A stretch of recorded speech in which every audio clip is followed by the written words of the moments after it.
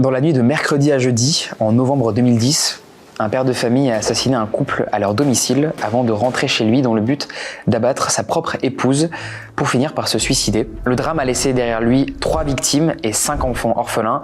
Toi Thaïs, tu fais partie du coup de ces 5 orphelins. Tu as dû affronter seule la découverte des corps de tes parents et prévenir du coup les secours, les pompiers toute seule ce soir-là. Est-ce que tu te sens prête de raconter ton histoire aujourd'hui? Oui.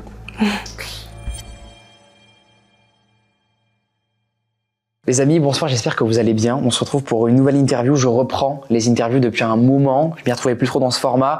Maintenant, voilà, je me sens prêt à en refaire. On a amélioré un petit peu le décor, l'éclairage, le son, les caméras, la qualité, tout, pour vraiment vous proposer des interviews dignes de ce nom en tout cas. On espère vraiment vous proposer des trucs quali. Même les questions, voilà, j'ai essayé un petit peu d'améliorer tout ça pour que ça fasse beaucoup plus naturel.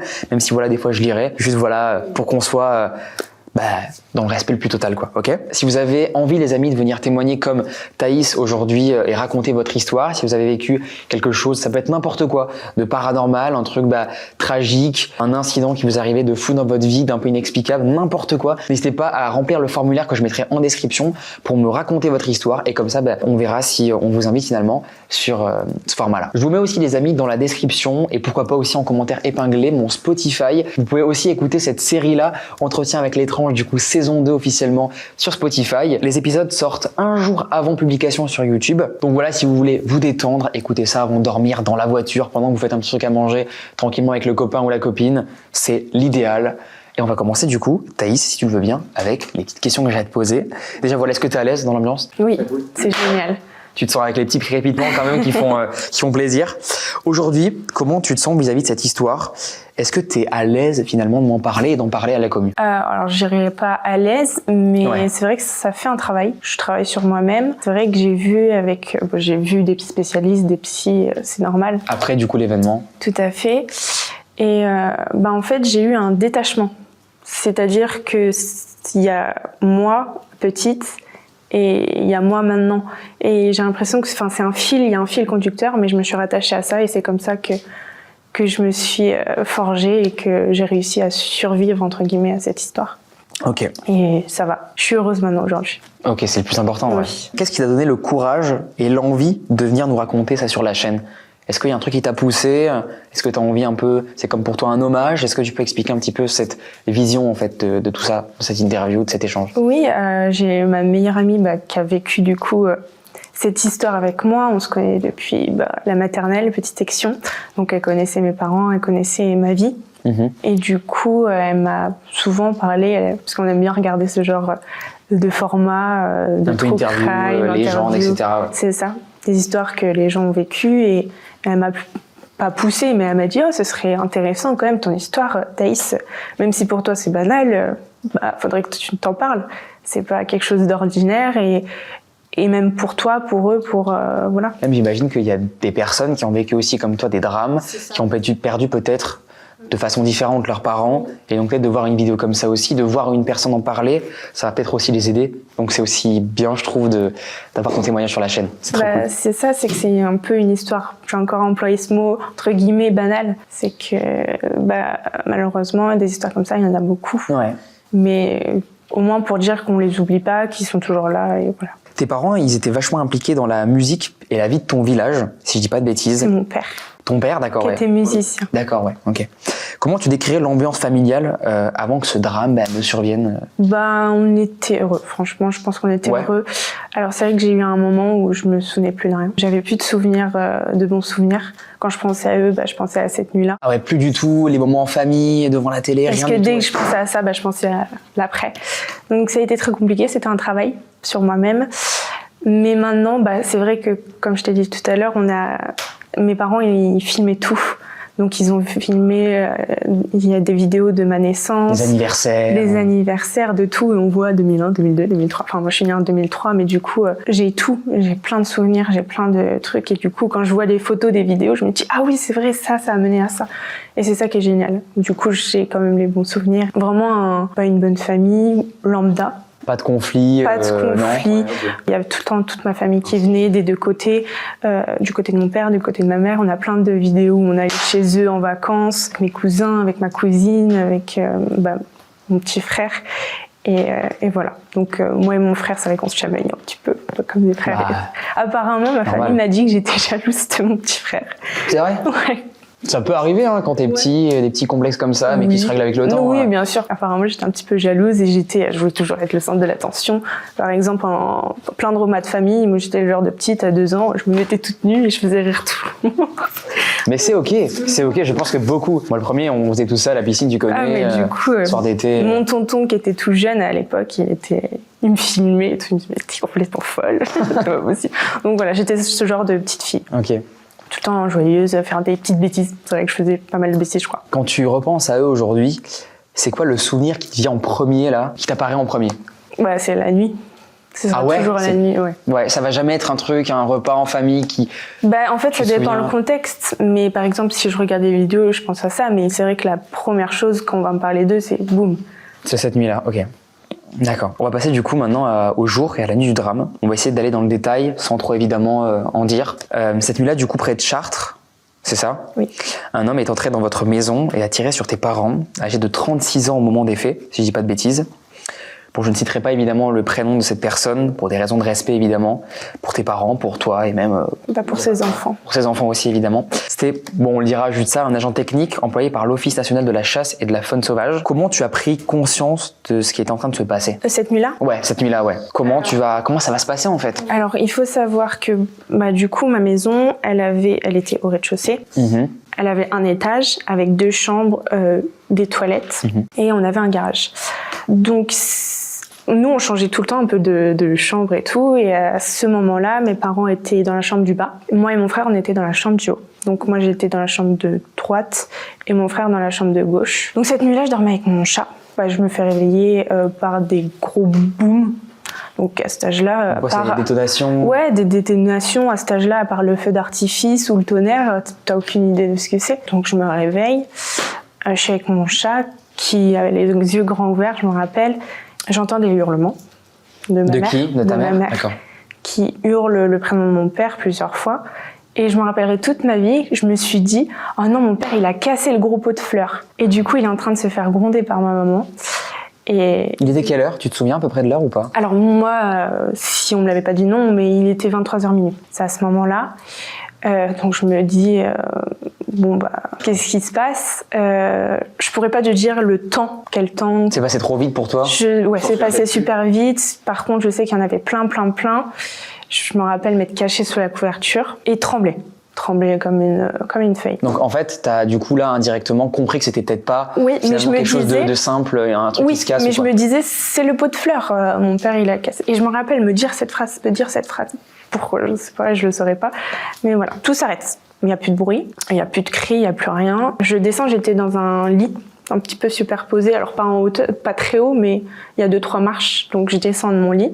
Mon chat me suit. Je traverse le couloir qui sépare de ma chambre à celle de mon petit frère. Donc je me rappelle, j'ai ouvert la porte. Il y avait des Velux qui étaient un peu entrouverts parce que mon frère il avait peur du noir.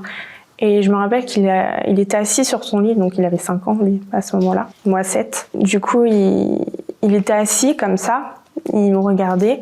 Donc il y avait la lumière de la lune qui éclairait la scène, enfin la chambre. Et je me rappelle, je lui dis tu bouges pas, je vais voir ce qui se passe, t'as pas intérêt à bouger, tu restes là, cache-toi. Donc il s'est mis sous la couverture. 7 ans, je sais 7 ans, ouais, cette prise de conscience. C'est toujours pas. Et je pense qu'à cet âge-là, ce courage, en fait, c'est dingue, genre. En fait, je me dis, à cet âge-là, j'aurais été incapable. Je referme la porte, descends des escaliers, tout doucement. Donc, comme je t'ai montré, tu sais, c'était une porte. Donc, je descends les escaliers, t'as la porte, et ensuite, t'as le petit couloir. Donc, la porte était avec des vitres teintées.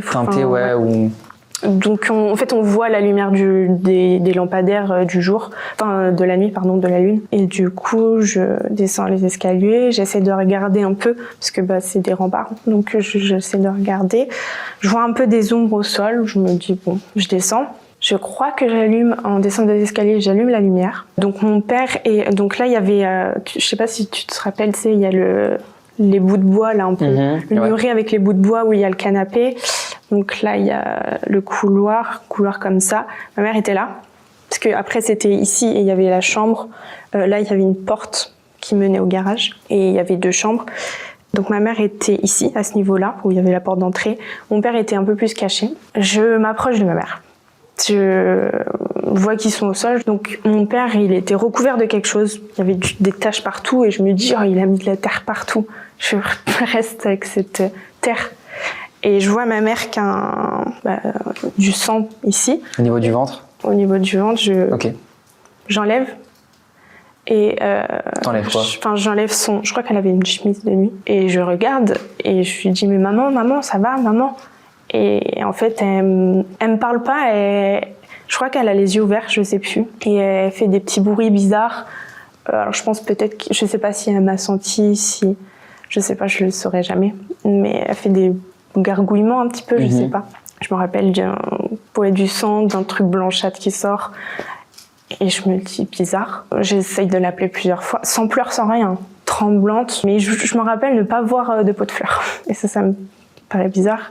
Mais je me dis, non, c'est le pot de fleurs, c'est rien. Je me lève, je me dis, ma chienne, parce qu'on venait d'adopter un bébé chien. Je pourrais pas dire combien de temps, peut-être 2 mois avant. Je pense à elle. Je descends dans le garage. Alors, je sais pas pourquoi je descends dans le garage. Elle était tremblante comme jamais. Donc mon chat était avec moi tout le long et il est resté assis à mes côtés tout le long. Et du coup, je suis descendue, je suis allée chercher ma chienne. Je suis remontée du coup au niveau de mes parents. Je vois le téléphone et je me dis, ok, je le prends. Mais même sans réfléchir, je le prends. Je remonte. Je crois que je passe même pas par la case de mon frère. Je vais direct dans ma chambre avec ma chienne tremblante dans les mains et je fais un premier numéro. Ça fonctionne pas, un deuxième, alors je sais pas combien de numéros j'ai fait, jusqu'arriver à un bon numéro, une dame me prend au téléphone. Une dame random comme ça? Je sais pas, je pense que non, je pense que j'ai fait le bon numéro. Et tu voulais appeler qui, en fait, à ce moment-là? Tu ne sais même pas, en fait? Tu t'en souviens plus? D'accord. En fait, j'ai même pas... je sais que je ne savais pas. Mais il fallait que je prenne le téléphone, il fallait que j'appelle. Et du coup, je fais un numéro et quelqu'un décroche, une dame. Et je me rappelle cette phrase, j'ai dit, mes parents, ils sont morts en bas. Et là, mais je prends pas conscience quand même. Mais quand je me dis ça, mais pourquoi j'ai dit ça? Donc après, la dame me pose toutes les questions. Alors, je sais plus ce que j'ai répondu. Le seul moment où je me rappelle, c'est qu'elle me dit qu'il faut que je redescende pour vérifier si la porte d'entrée est bien ouverte, pour que les secours ils puissent venir. Et je disais non, s'il vous plaît, je veux pas redescendre, s'il vous plaît. Et je tremblais. Elle disait, je sais, c'est dur, mais il faut vraiment que tu descendes. Et j'ai pris mon courage à 2 mains et je suis redescendue pour voir tes parents encore une fois. Pas voir mes parents. Enfin, pour décrire, en fait, c'était pour non, faire pour quoi? ouvrir la porte. Pour que les pompiers et tout puissent rentrer. Parce qu'en fait, du coup, cette dame a alerté les pompiers à ta place ou c'est toi qui je crois que cette dame, elle était en lien. Alors, je sais pas si c'est le 17 et du coup, elle est en lien et c'est elle qui a lancé tout le monde. D'accord, ok. Je sais pas quel numéro j'ai fait. Je me rappelle de taper au hasard, ça fonctionne pas, de taper, ça fonctionne pas et de retaper. Panique, en fait, c'est ça. D'accord. Wow. C'est surtout à cet âge-là, on t'apprend pas. C'est ça, ouais. On t'apprend pas, on te dit pas, faut appeler le 17, faut appeler le 18. À 7 ans, de base, ça ne doit pas t'arriver ce genre d'événement. De base, ouais. Ouais. Donc, je redescends. Alors, je pourrais pas dire le temps que ça a duré, etc. Mais dans mon souvenir, ils sont arrivés assez vite quand même. Je crois que j'étais retournée entre-temps avec mon frère pour le rassurer, etc. Et ils sont arrivés. Enfin, ils sont montés dans la chambre de mon frère. Alors là, je sais plus, mais je crois que j'étais avec mon frère à ce moment-là. Et en fait, ils étaient hyper gentils, en même temps, ouais, voilà. Comment tu peux pas être gentil face à ça? Voilà, donc on était avec ma chienne, mon petit frère. Mon petit frère m'a dit qu'il a le souvenir d'avoir... il lui avait donné un petit camion pompier ou quelque chose, et il jouait avec. Donc je me rappelle qu'ils essayaient de me poser des questions en disant « Est-ce que vous avez de la famille qui on pourrait appeler ?» Tu penses à qui, toi, directement, là? Je crois qu'à ce moment-là, j'ai dit mon tonton et ma tata, le grand frère de mon père. Ton père, d'accord, ok. Et sa femme, ma tata, et du coup il note tout. Alors je pourrais pas donner les numéros, j'ai essayé de donner les noms de famille, j'ai donné ma mamie et mon papy, j'ai donné mes autres grands-parents, j'ai donné le nom de mon autre tonton. Enfin voilà, je crois que j'ai donné un peu tout ça. Moi j'ai donné des amis aussi, je sais pas. Et donc on reste un temps dans la maison, enfin dans cette chambre. Ensuite il faut qu'on s'en aille, bien sûr. Il t'amène où du coup après Donc en fait on descend les escaliers et il y a Je me rappelle, je me dis, mais on va pas redescendre, il va voir ça, mon frère, c'est pas possible qu'il voit ça. Tu voulais vraiment le protéger de cette scène, quoi. Ouais. Et en fait, ils avaient mis un grand drap et du coup, je me rappelle ce soulagement que j'ai eu de voir qu'il pouvait pas voir et il le verra jamais. Et du coup, on descend les escaliers, il nous emmène dans le camion de pompiers. On va à l'hôpital, je me rappelle avoir une douleur au ventre, j'avais mal au ventre. Mais je me rappelle, on rigolait, on souriait quand même parce que, paf, je sais pas, à cet âge-là, ils essayaient de nous faire rire, entre guillemets. Toi, tu réalises pas encore que même ce sera plus jamais comme avant, quoi. C'est après coup, quand je dis ils sont morts, enfin, même ça, je savais pas, je me rendais pas compte. Donc, j'avais mal au ventre. Il y a eu des infirmières qui nous ont pris en charge. Et il y a une infirmière, et je me rappellerai toute sa vie de son regard, qui m'a dit, je suis la maman de, je crois que c'était Tess, une fille de ta classe, quoi. Donc, pour elle, trop dur.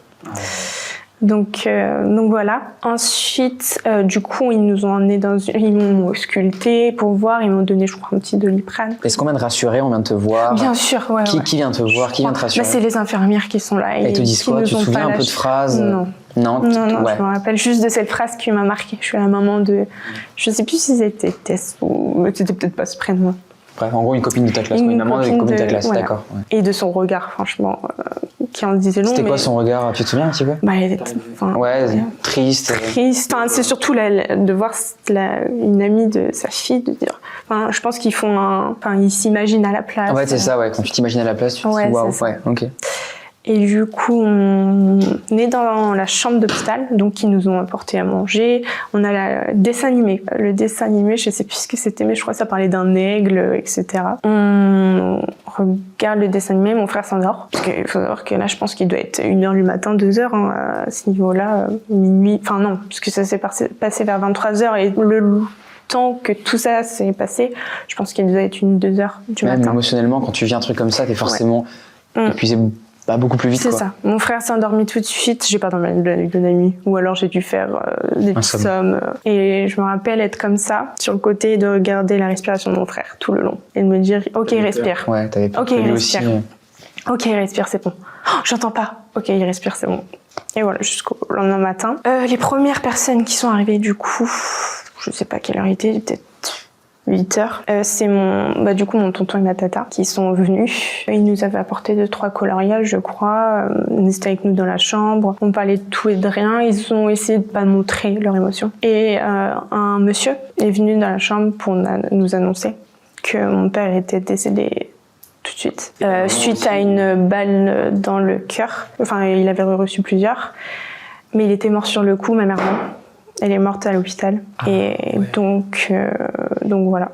Donc forcément, je me suis dit, j'ai pas été assez rapide. Bon, je me suis enlevé ça de la tête tout de suite. Hein. Ça sert à rien du tout. donc eux, ils se sont effondrés. Et je me rappelle avoir pleuré, mais pas comprendre pourquoi. Juste, je voyais les autres pleurer, alors fallait pleurer. Mon frère, je pense qu'il s'est dit la même chose, on en a reparlé, on savait pas, fallait juste pleurer. Et puis après, tout a été assez vite, on a été sortis de l'hôpital, je sais pas au bout de combien de temps, je crois pas qu'on a refait une nuit. En tout cas, il y a mes grands-parents, il y a toute ma famille qui sont venus. On est tous allés, je me rappelle avoir demandé aux pompiers dans le camion, c'est un petit souvenir. Demain à l'école, quand je vais raconter ça, ils vont pas me croire et tout. Me dire, demain je vais à l'école. Non, on n'a pas été à l'école ça s'est passé en novembre jusqu'en janvier. Bien sûr. Parce que de toute façon, on a changé d'école, tout ça, quoi. Donc voilà, et après, on a été chez mes grands-parents, qui habitaient à Chartres, donc juste à côté. Et après, il y a toute ma famille, les obstacles. Je suis pas allée à l'enterrement de mes parents. Quoi, trop dur? Ou ils ont pas... Non, en fait, ma famille m'a demandé. Tout le monde est allé et ils m'ont dit, mais est-ce que vous voulez y aller? Moi, je dis, non, moi, je veux pas y aller. Non. Mon frère... j'étais son seul repère, je pense. Donc, il a fait comme moi. Je sais pas si c'est bien ou mal. En tout cas, j'y suis pas allée. Je pense que votre décision était la meilleure dans tous les cas, en fait. Ouais. Il fallait vous écouter. J'ai pas forcément de regrets parce que je suis allée sur leur tombe que 2-3 fois parce que c'est compliqué. Après, j'ai quand même les photos, j'ai tout.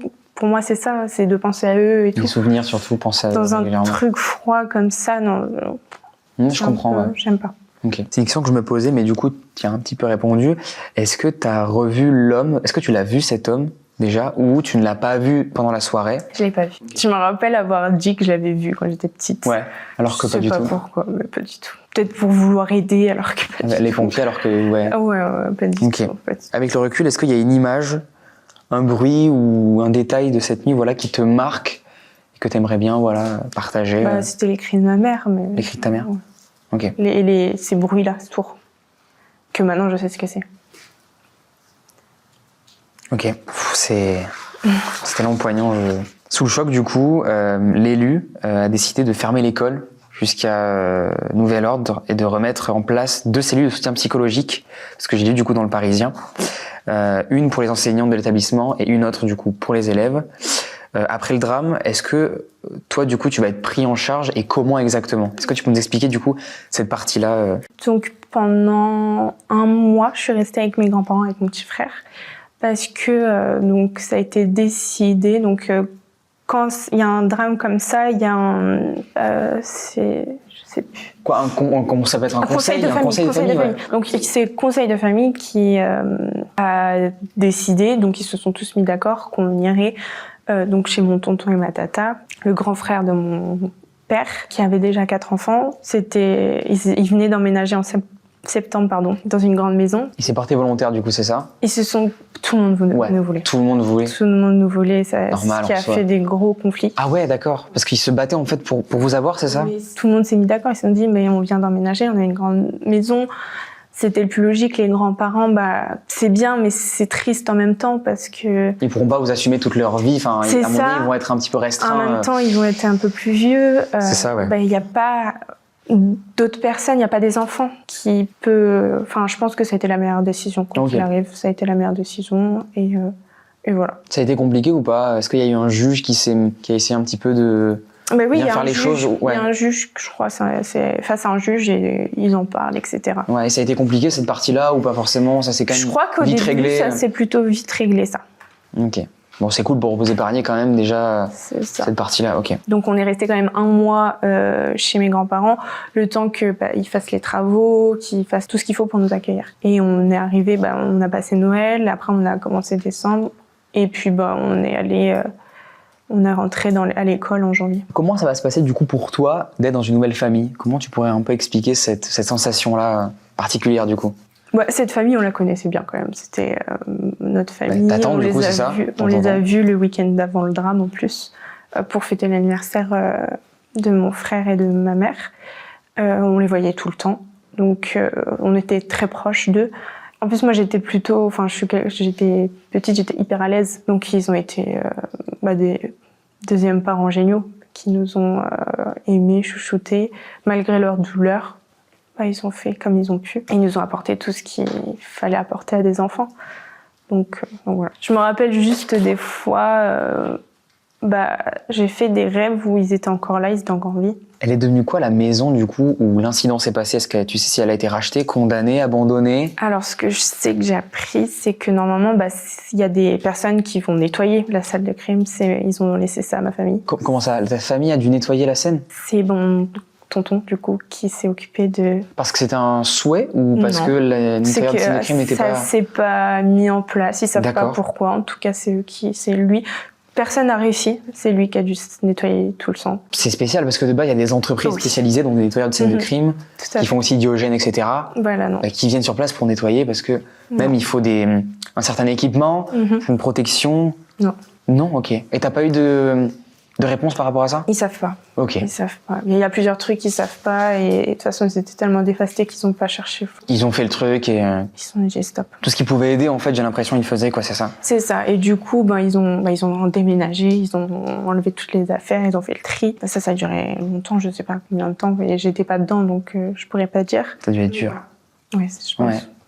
Son frère de sa belle-sœur. Et t'es retourné ou pas devant cette maison ou jamais? Ah ouais, t'es retourné? Et alors, c'est comment? Avec mon copain, il y a 3 ans. Et alors Il m'a dit, est-ce que tu veux qu'on essaie de rentrer? Tu sais qu'on sonne. J'ai fait non.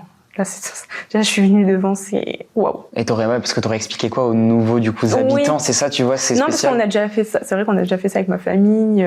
Ah, vous êtes déjà allé voir les nouvelles personnes qui vivaient dans la maison? Qui venaient dans l'ancienne maison.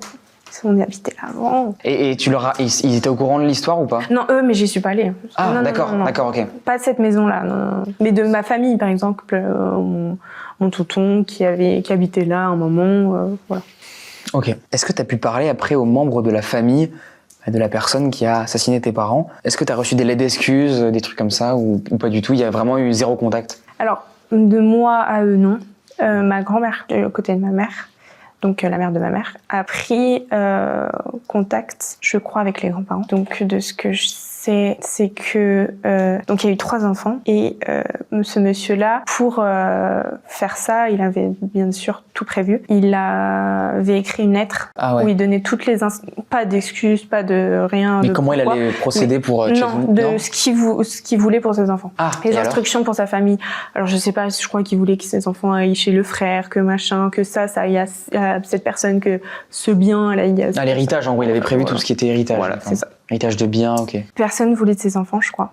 Personne voulait les accueillir parce que il y avait un père tueur, une mère trompeuse. Du coup, ça c'est pour expliquer comment ça s'est passé. Du coup, pourquoi en fait il a fait ça? Est-ce que tu sais la motivation même de aller chez toi pour faire cet acte et après du coup tuer sa femme et se suicider? Alors en fait, mon père trompait ma mère. D'accord. Avec cette dame-là, donc il était musicien. Où c'était compliqué entre lui et ma mère. Enfin, ça ne me regarde pas, c'est des affaires d'adultes. Et dans tous les cas, ça arrive dans les couples. Ça arrive, ouais. Que ce soit toléré ou pas, c'est pas... Enfin, voilà. Donc, il a trompé ma mère avec cette femme-là, qui, il faut savoir, était une femme battue, je crois. On m'a expliqué qu'elle était une femme battue, qu'elle était très malheureuse. Par, du coup, cet homme? Par cet homme. Donc, cette relation a duré un petit peu, je sais pas combien de temps. Mon père en a parlé à ma mère. Donc ça, j'ai des petits flashbacks de moi malade, 42 fièvre, au bout du rouleau sur le canapé. Mes parents, qui normalement se disputaient jamais, se sont déchirés. Alors, pas forcément d'insultes, mais je sais que ma mère était en pleurs, que tout le monde était en pleurs et que ça criait. Je me rappelle de cette scène-là. Donc après coup, je pense que ça faisait partie, donc je sais pas s'il venait de l'apprendre ou voilà, mais en tout cas ça parlait de cette histoire. Ce monsieur-là, il l'a appris. Il a menacé plusieurs fois mes parents. Il est venu crever les pneus de notre voiture. Et donc il y avait déjà un problème, quoi. Il est venu menacer avec un fusil mon père et mon petit frère. Donc ma mère et moi, on n'était pas là à ce moment-là. Ils étaient dans la maison. Il est venu les menacer. Mes parents ont porté plainte plusieurs fois. C'est jamais rien passé. On n'a jamais au moins enlevé ce fusil. Parce que, on savait qu'il y avait quelque chose qui allait pas. Je sais pas combien de fois ils ont porté plainte. Je sais que ma mère est allée une fois dans un bar avec un ami, rencontrer cet homme-là, et lui dire, on est des victimes, entre guillemets, tous les deux. Moi aussi, j'ai pas choisi ça. Ça va mieux. On s'est expliqué. On veut repartir sur de bonnes bases. Fais de même avec ta femme, mais laisse-nous tranquille, je t'en supplie. On n'a rien demandé. T'es venu nous menacer avec un fusil.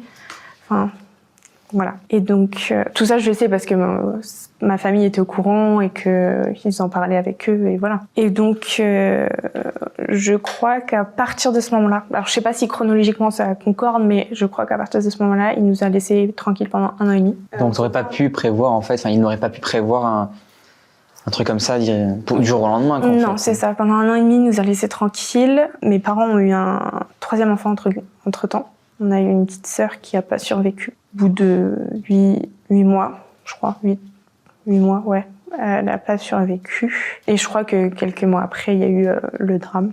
Alors, je sais pas combien de temps, peut-être 1 an après. En fait, je sais pas. Chronologiquement, je sais pas. Mais c'est compliqué même de se souvenir pour toi. Ouais. Oui. Donc, on a perdu notre petite sœur. Donc ça a été un coup, je me rappelle, ça a été un vrai coup. Même toi, tu l'as ressenti aussi, ouais. Tu t'en souviens? Ouais, je me rappelle. Ils avaient été transparents avec toi, tes parents, ils te l'avaient dit cash? Ma mère, moi je me rappelle, on était dans le salon, ils nous avaient dit qu'elle n'avait pas survécu. D'accord, ok. Donc ça, c'était un petit traumatisme parce que tu t'attends vraiment, c'est 8 mois, donc elle sort le mois prochain. Donc ouais, c'était un peu dur, je me rappelle. Et donc du coup, il les a menacés, il les a laissés pendant 1 an et demi tranquilles, jusqu'au jour où sa femme décide de le quitter. Parce qu'elle en pouvait plus. Elle en pouvait plus, c'était trop dur. Et là, ça a été déclic. C'était le déclencheur. Il a tout organisé. Donc je sais pas si je crois qu'il a tué sa femme avant. Je sais que lui, il l'a étranglée. Elle est morte étranglée. Elle est morte par étranglement, ok. Puis mes parents, je sais plus dans quel ordre c'est. Et lui en dernier. Parce que oui, en fait, ce que dit l'archive du Parisien, en gros, il a d'abord en fait tué donc tes parents et après il est rentré. Sa femme et après oui. Ok. Comment tu te sens toi aujourd'hui par rapport à cette histoire? J'aimerais savoir un petit peu, voilà, est-ce qu'on peut faire vraiment le deuil d'un événement pareil ou jamais, tu vois? On vit avec. Ouais. Donc, tu fais pas le deuil de... Tu y penses tous les jours ou pas? Non, il y a des jours où j'y pense pas forcément, où j'arrive à penser au positif maintenant. Où je les imagine. Ce qui était dur pour moi, c'était les nuits, quand j'étais petite. C'est vrai que les nuits, pour moi, on me disait des terreurs nocturnes, mais non pas forcément. Je sais pas si c'est ce mot qu'il faut employer. Je me rappelle juste, même à 40 degrés, trembler comme une feuille. Et de me décider à aller voir un adulte, c'était déjà un gros... De sortir de mon lit, c'était horrible. De trembler, d'imaginer plein de trucs que t'es pas censé imaginer là, à cet âge-là. D'avoir peur de déranger, d'aller déranger les adultes, tout ça, j'arrivais pas. Donc ça, j'ai eu, après coup, quand je suis allée voir quelqu'un, plusieurs années après, j'ai eu tellement de peine de cette petite toute seule dans le noir, qui tremblait comme une feuille. Donc ça, c'était compliqué. J'ai eu un autre moment où, je sais pas, j'étais vraiment pas bien. Physiquement, en tout cas, je faisais des malaises tout le temps, je perdais du poids. J'ai fait une première crise d'angoisse. J'avais jamais fait de crise d'angoisse. Et du coup, ma mère adoptive, ma tata, m'a pris par la peau du cul. Elle m'a dit, bon, là, tu vas voir quelqu'un, ça suffit. C'est de l'EMDR. Donc, c'est les personnes qui s'occupent vraiment de ce genre traumatisme d'histoire. pour les enfants, c'est ça en fait? Non, j'étais plus enfant, à cet âge-là, j'étais en seconde. D'accord. Okay, j'avais 16 ans. Donc j'ai été suivie jusqu'au collège, je crois, 6e, 5e, je sais plus. Et puis après, on a arrêté, parce que cette personne partait. Et on allait bien, entre guillemets. Parce que franchement, malgré, il y a eu beaucoup de conflits dans ma famille. Ils se sont tous déchirés. Et ils ont peut-être eu des propos qu'ils auraient peut-être pas dû avoir, mais parce que par douleur, par souffrance. Alors à ce moment-là, je comprenais pas. Je me disais, mais pourquoi ils me racontent ça? J'étais enfant, j'avais pas à savoir tout ça. Et maintenant, je comprends. C'était tellement... Enfin, c'est horrible. Et en plus, tu peux même pas en vouloir à une personne parce qu'elle est même plus là. Donc, t'as de la colère. T'as forcément de la colère. Et du coup, je pense que j'avais de la colère aussi en moi. Et grâce à cette psy, je suis allée beaucoup mieux. Je faisais plus mes malaises, j'arrêtais de perdre du poids comme ça. Et en fait, c'était ma santé physique, parce que je parlais pas, mais c'était ma santé physique qui commençait à prendre un gros coup. Et j'enchaînais maladie sur maladie sur maladie. Maladie, des gastro, des petits trucs, mais c'était un peu compliqué. Donc elle m'a sauvée quand même. Est-ce que t'en parlais à tes copines à l'école, ou est-ce que, non, à l'inverse, c'était un sujet très tabou? Est-ce que les profs étaient conscients de cette histoire-là et c'est un petit peu te protéger, pas trop te brusquer? Est-ce qu'il y avait une prise de conscience à l'école de tout ça ou pas du tout? Si, alors quand on est arrivé à l'école, tout le monde le savait, bien sûr. Ouais. Et tout le monde a été hyper en fait, bienveillant. On a été franchement, malgré les conflits, malgré tout, on a eu une famille remplie d'amour et qui ont fait tout pour sauver ces deux enfants, entre guillemets. C'est ça qu'ils vont retenir en soi. Tout à fait, et c'est ça qui c'est ce qui nous a sauvés. Et qu'on n'a pas fini mal fini. Moi aussi, c'est mon frère qui a été mon sauveur malgré moi. Alors on se disputait, hein, on se chamaillait tout le temps, mais c'était... Là, ça vous a vraiment unis, ouais. Plus que tout, quoi. Plus que tout. Et ton frère, lui, du coup, comment il est aujourd'hui? C'est quoi un petit peu pas son avis, c'est pas le terme, mais son ressenti sur l'histoire? Comment est-ce qu'il va bien aujourd'hui? Oui. Comment il se porte? Franchement, c'est ma plus grande fierté. Bon, c'est pas moi qui ai fait ça, mais c'est ma plus grande fierté. Il est devenu un homme... Génial, ouais. En fait, quand il était petit, ça énervait beaucoup de monde parce qu'il était hyper réservé un petit peu. Et en fait, c'est moi qui parlais à sa place parce qu'il suffisait que je le regarde pour savoir ce qu'il une vraie connexion voulait. entre frères et sœurs, quoi. Et ça énervait les gens. Ils disaient, mais parle, dis-nous ce que tu veux, je peux comprendre. Moi, je dis, mais il veut ça, je vous dis qu'il veut ça, je le sais. Et c'est vrai que ça énervait, il prenait tout en fonction de moi, il faisait tout en fonction de moi. Alors parfois, ça m'agaçait un petit peu. T'étais la grande sœur, t'étais le repère un petit peu, quoi. J'étais son repère. Et du coup, maintenant, je suis fière, parce que par rapport à ce qu'il est devenu, bon, tout ça, c'est grâce à lui, hein, mais j'ai un petit peu contribué, quoi. Il fait quoi maintenant dans la vie? Il est militaire. Il est militaire, ouais. Oui, c'est vrai. Ah, c'est vrai que tu me l'as dit en privé. Ouais, c'est le meilleur. C'est vrai? Et ouais, il kiffe sa vie, là. Il kiffe, il est bien, il est heureux, il a rencontré quelqu'un. Non, mais génial. Donc voilà. Ok, pas bon, bah, trop bien. Je trouve ça magnifique et beau, cette relation que vous avez ensemble. Et comme quoi, en fait, dans l'horreur, tu te rapproches aussi, tu vois. Oui, de tout le monde, en fait. Tu essaies de combattre ça, ok. Alors, j'avais une dernière question à te poser. Est-ce que cette histoire t'a appris quelque chose sur ta vie qui t'a aidé après, en fait? Un peu sur les gens. Ouais. J'ai vu que des personnes qui n'ont pas forcément vécu la même chose, mais qui ont vécu des drames. Moi qui, tout de suite, je me sens hyper liée à elles, en fait, c'est plusieurs expériences que j'ai eues, c'est pas forcément des bonnes personnes. Elles vont avoir un côté mauvais qu'on peut pas leur en vouloir, mais ils m'ont fait des mauvais coups qui sont pas forcément bienveillantes. Et moi, je suis fière d'être devenue qui je suis devenue. Et parce que t'aurais pu en fait finir autrement complètement. Tout à fait. Ouais. Et c'est pour ça aussi que je voulais le faire. C'est pour ces personnes qui ont vécu des choses similaires. C'est que on peut s'en sortir. Faut se battre en fait. Faut se battre continuellement tous les jours. C'est ça. C'est pas facile tous les jours. Ouais, non, j'imagine. Il y aura des coups de mou, Il y a toujours des coups de mou, mais il y a des montées aussi qui sont extraordinaires. Ouais. Et voilà. Est-ce que cet échange qu'on a eu ensemble, est-ce qu'il a pu t'apporter quelque chose? Voilà. Est-ce que ça t'a fait du bien? Oui. Comment tu te sens? Ça fait bizarre. Ça fait bizarre, ouais. De me dire surtout qu'il y a d'autres personnes à l'extérieur de ma famille qui vont savoir ça, ou mes proches, mais au moins ça laisse une trace pour eux, pour leur rendre hommage avant tout. Et peut-être que moi ça va me faire du bien aussi de me voir raconter ça. Peut-être que je vais voir autre chose, mes émotions, tout ça. Je pense, ouais. C'est quelque chose. Et comme ça, je me dis que aussi mes proches, là, ils vont avoir vraiment tout ce que j'ai ressenti, toutes mes peurs, tout. Parce qu'il y en a, du coup, il y a des proches à toi qui n'ont pas du tout l'info de cette histoire. Si, bien sûr, tout le monde sait, mais je suis jamais forcément, à part ma psy. Là, vraiment, j'étais chez ma psy. Je suis allée, rentrer autant dans les détails avec tout. Non, il y en a pas beaucoup. Peut-être ma meilleure amie, mon copain. Et encore, c'est vrai que on évite d'en parler. On en parle une fois pour expliquer, pour le contexte et tout. Merci Thaïs. Est-ce que tu penses qu'on peut rajouter des choses par rapport à cette histoire? Est-ce qu'on a oublié des détails importants? Est-ce qu'il y a des trucs qui te reviennent, que tu as envie de parler ou pas forcément? Non. Merci Thaïs pour cet échange. Je pense qu'on a fait le tour de toutes les questions que j'avais à te poser. Et franchement, je pense qu'on aura aidé. Même c'est cool pour toi aussi, ce petit échange, mais aussi pour les personnes qui vont regarder cette histoire, qui ont vécu peut-être la même histoire que toi ou une histoire similaire, qui ont été aussi orphelins. Merci Thaïs, j'ai adoré cet échange. Merci à tous d'avoir suivi cette vidéo. J'espère qu'il vous aura plu, je sais pas, mais en tout cas, voilà, j'espère que vous aurez apprécié le témoignage de Thaïs ici présent. Merci beaucoup encore d'avoir fait le déplacement. Nous, on se retrouve, les amis, très prochainement pour une nouvelle interview. Prochainement, on reçoit Aloïs, qui a vécu dans une secte pendant plusieurs années. Témoignage assez marquant qu'on vous mettra du coup dans quelques semaines, quelques jours, je sais pas trop. Merci beaucoup les amis. Je vous rappelle que je vous mets le formulaire en description pour ceux qui veulent venir témoigner comme Thaïs ou Aloïs prochainement. Voilà, qui ont vécu des histoires un petit peu spectaculaires, morbides, n'importe quoi. Vraiment, n'hésitez pas. On verra si l'histoire peut être intéressante pour qu'on la raconte en vidéo, même si, je précise, toutes les histoires sont intéressantes. Mais bon, voir si c'est conforme en fait au format qu'on peut faire sur la chaîne. Merci les amis. Je vous fais des gros bisous. Bonne nuit, passez une bonne nuit. À plus. You guys can be honest with me. How many distractions there were on the way? Maybe we can buy that ship?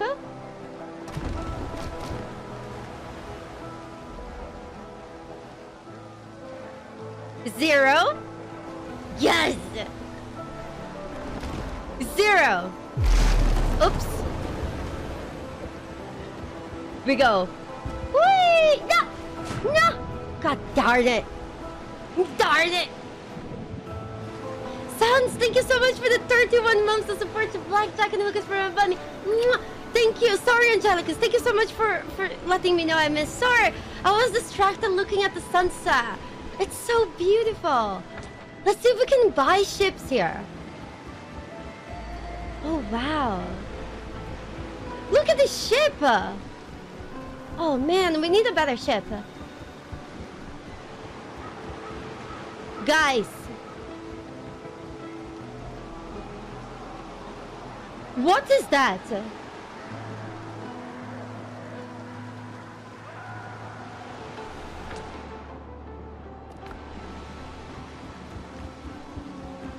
No, it seems like ghost ships. Doesn't that look like ghost ships?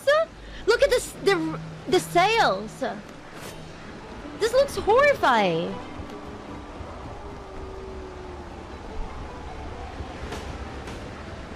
Cool. Oh my god, this is a city!